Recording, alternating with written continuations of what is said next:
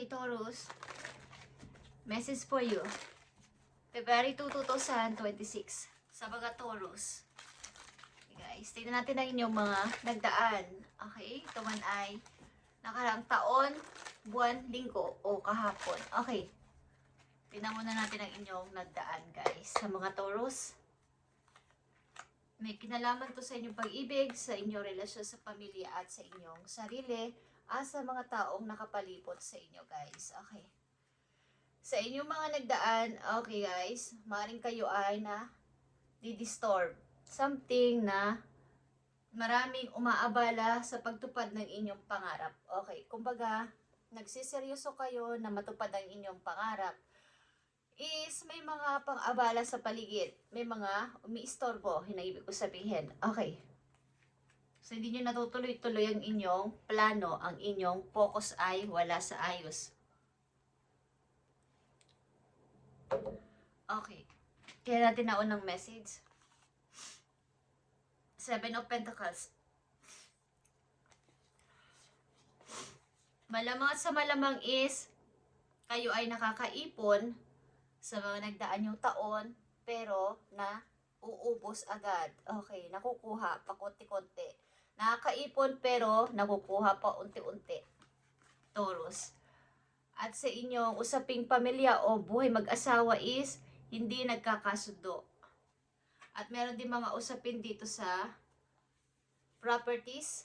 Okay, something mga lupa or mga ari-arian, conjugal, mga ganyan guys, is hindi nagkakasundo o walang maayos na usapan, hindi dumadalo, nadidelays o something, hindi nagkakaayos.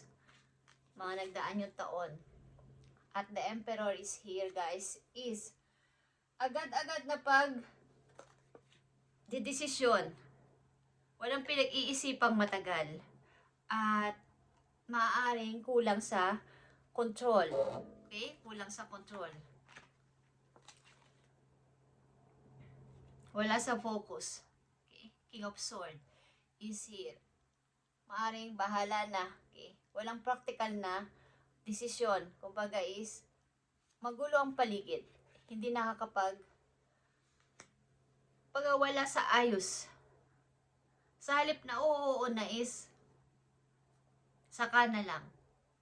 Meron pa akong mga iniisip. Marami pang gumugulo sa isip ko. Okay, mga nagdaanin yung taon yan or sa inyong buwan o linggo o kahapon, guys, is wala sa ayos. Ang inyong mga plano, wala sa ayos ang inyong pag-uusap, something usap, plano at mga ginagawang action sa buhay o desisyon is madalian or kulang sa pagtitimpi.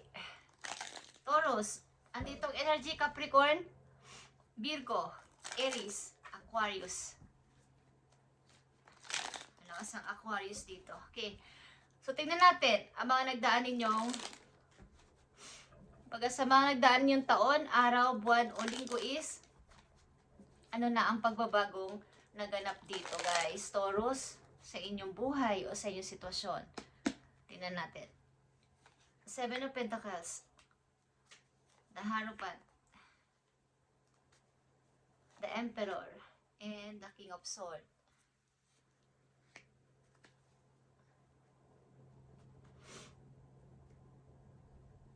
Okay. Sa totoo lang nandito ang Emperor at King of Swords.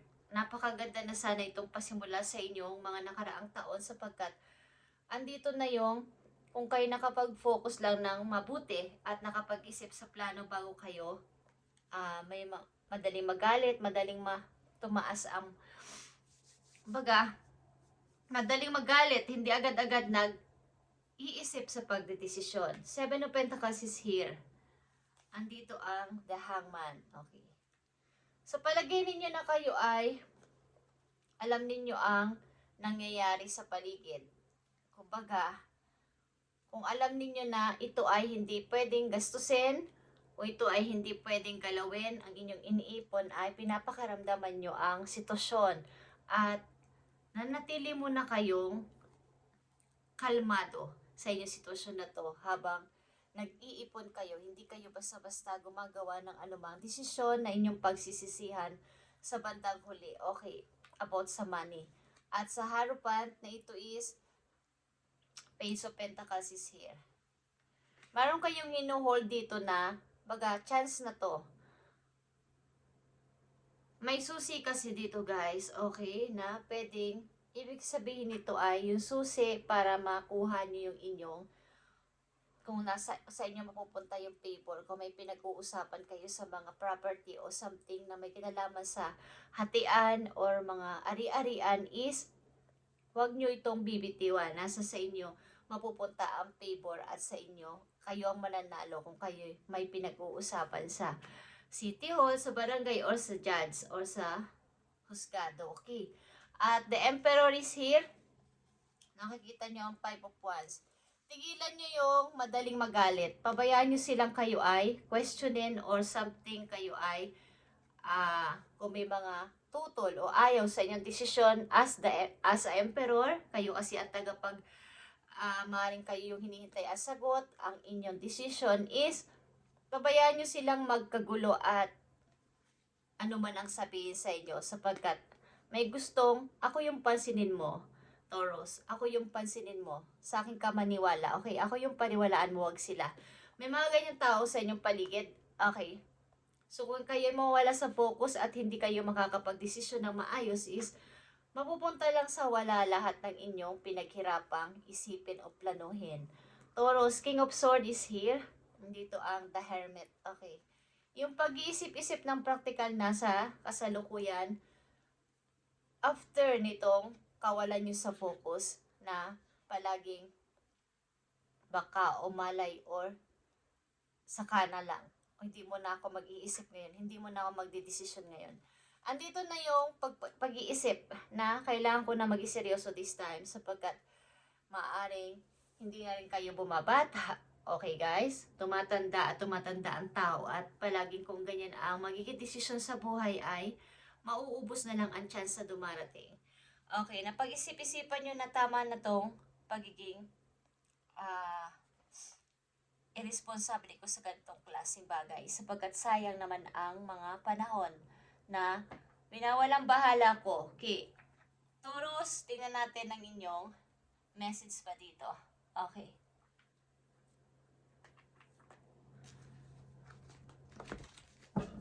Message for Taurus sa kanilang sitwasyon.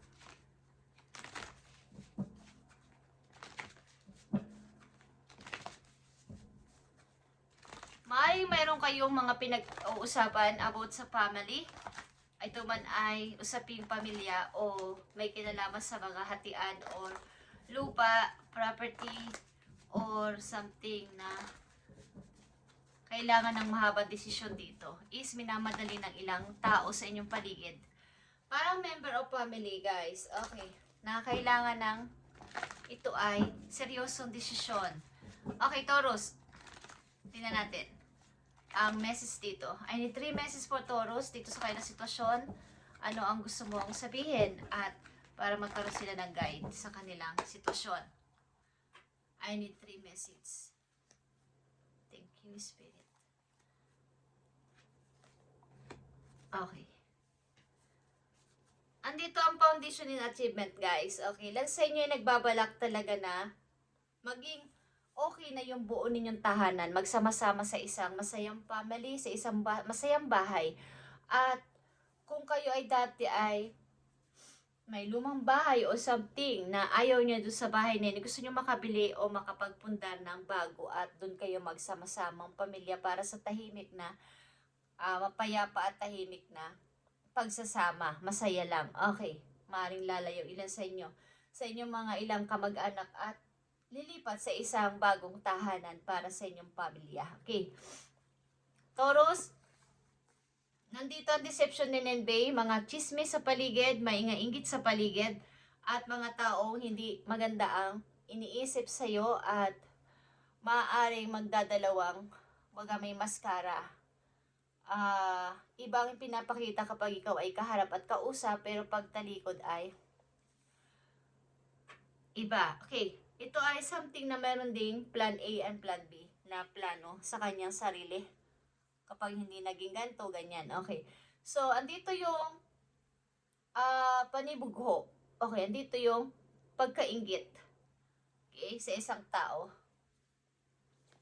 At nandito ang patience and planning, katulad ng sinabi ko sa, nandito ang emperor, is dito sa dalawang tower na to, andito ka.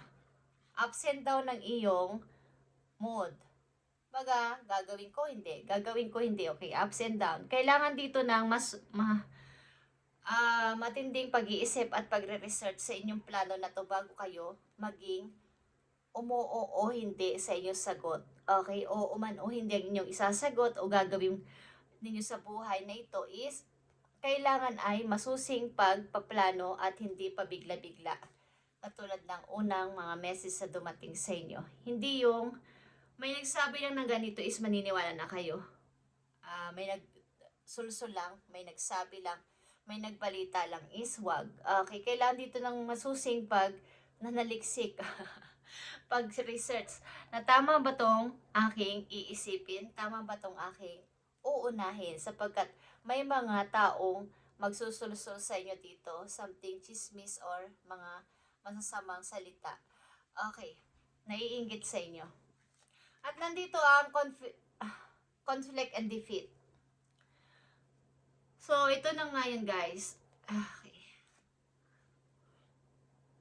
Dahil sa mga disappoint na inyong naranasan is andito yung bakit ako ginanito ng mga tao sa paligid ko. Okay. So, sa halip na magpatuloy kayo sa buhay, magpatuloy na move on, something na magbago or ibangon ang sarili ay parang nakakapagod na. Nakakapagod mag-forward. Nakakapagod ipagpatuloy ang sarili ko. Bakit nila ako ginanito? O bakit nila ako sinadlak dito? Andito yung pinagkakaisahan kayo, ilang Taurus dito. Okay, pinagkakaisahan ng mga, hindi ko alam kung mga kamag-anak nyo to or sa member ng inyong family. Sapagkat ang ilan sa inyo nakakaipon ng money is parang nawala. Meron ba kayong pinautang, pinahiram, or pinagkatiwalaan na kamag-anak at kayo ay hindi binayaran o something na kayo ay nagkaroon pa ng problema dito? Parang ginawa pa kayong masama. Okay, sa halip na magpasalamat at napahiram nyo o nabigyan nyo ng money is ito pa yung sukli sa inyo. Okay, nagkaroon pa ng problema at usapin sa pamilya about dito sa inyong pera or ari-arian, guys. Okay, so tingnan natin ang inyong magandang paparating sa baga Taurus dito.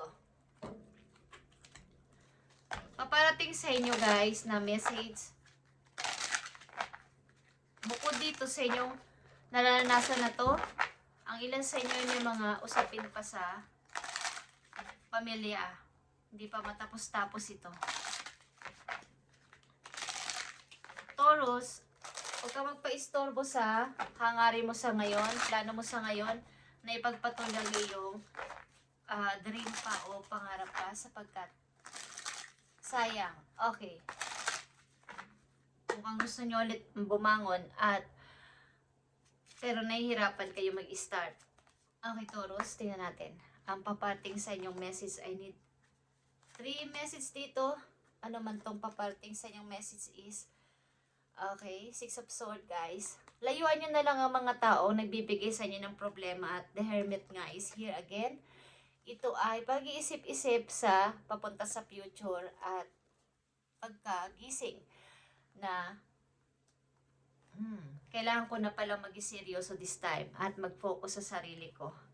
Kailangan ko ng totoong tahanan, masayang tahanan. May saya, okay? May happiness, true happiness. Okay, papating sa inyo is 2 Pentacles. Maganda balita ito sapagkat ito ay pamimili sa dalawang tao o dalawang sitwasyon about sa inyong money. Dalawang trabaho din, guys. Is maring may pagpipilian kayo dito at ito ay pag-isipan yung mabuti. Taurus.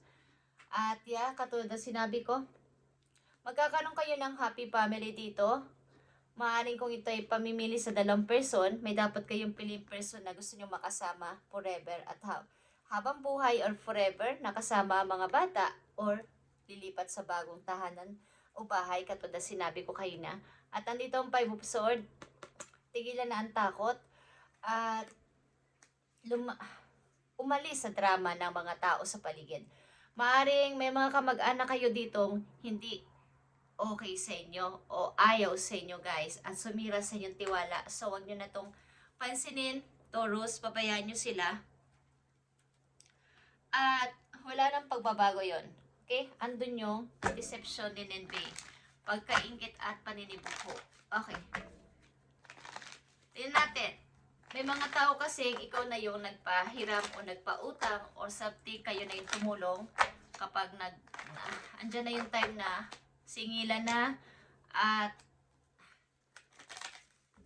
ayon sa usapan is sila pa yung galit. Okay. Maaring meron din dito usapin sa property, lupa man yan o ari-arian guys. Ilan sa inyo ay nananahimik at tahimik sa ginawa sa inyo? Okay, Taurus, tingnan natin ang magandang balita para sa iyo ng inyong mga guardian angels. Taurus, go within. Okay. Nakita mo to.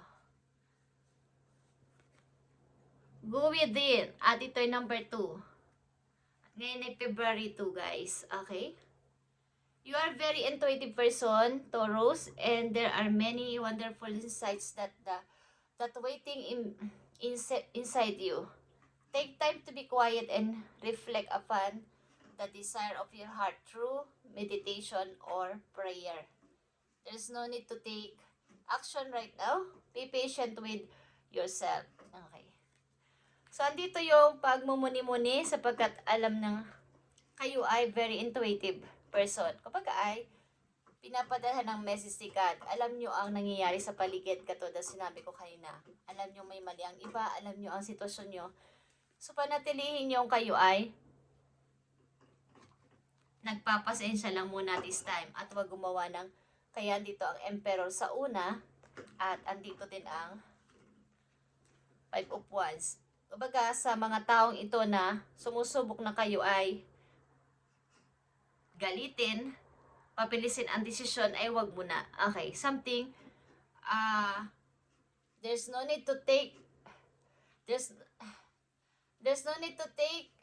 action right now. Okay, katulad nitong patience and planning. Something na katulad ng sinabi ko pa rin is, bago sabihin ng oo, hindi nasagot, ano man yung sagot ninyo o plano ninyo o desisyon ninyo ay mag-research, mag-observe, something na pag-aralang mabuti ito sapagkat ito ay nasa sa iyo mga kamay. Okay? Ikaw ang nakakaramdam. Okay, Taurus, at alam mo to. Go within. Huwag mong pabayaan na ikaw ay saktan nila at pag-isipan ng masama. May mga taong naninibugo sa iyo at nag-iisip ng hindi maganda. Something chismis is here. Okay? Kumbaga, meron kang, alam mo yung gusto nilang mangyari, alam mo yung, may nararamdaman ka na alam mo yung kanilang plano sa iyo. Okay? Kapag bad. So, kailangan mo ngayon ay mag-meditate at mag-pray. Okay? May mga inggit sa paligid sa iyo sapagkat ikaw ay maaaring umaangat sa buhay. Okay? Nagkakaroon lang ng konting ipon na sisilip na nila. Thank you, Taurus, and God bless.